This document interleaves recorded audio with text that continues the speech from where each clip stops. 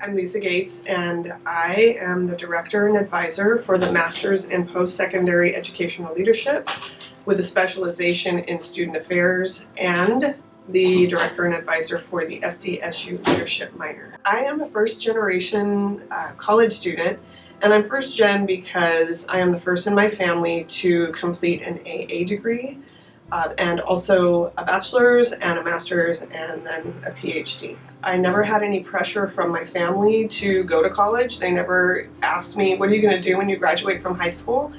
And it was a counselor who asked in my very last semester of high school, he said, well, what are you going to do?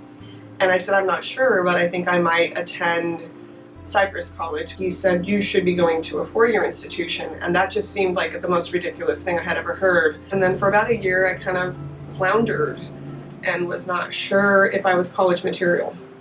And so I thought I may not be smart enough to do this. And so I decided that I hadn't really tried my hardest. I asked myself, did you really try your hardest?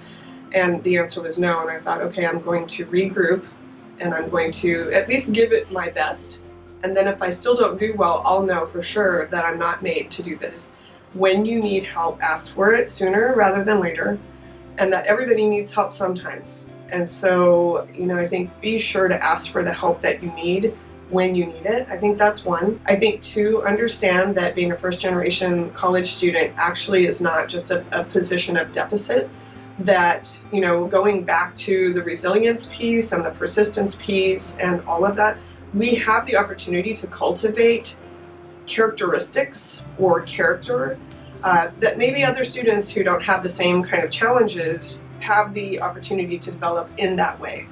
And so I believe that being a first-generation college student has informed the way that I navigated my life, in a sense, and even how I navigate right now, like as a professional. I think about myself as being a first-generation professional as well.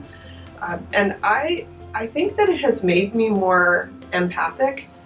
So I don't know everyone's story, but I do know that everybody has a story. And I think if somebody is a first-generation college student, they have a lot of strength in them, and that it is not a deficit, that it actually can be flipped and it can become a real strength.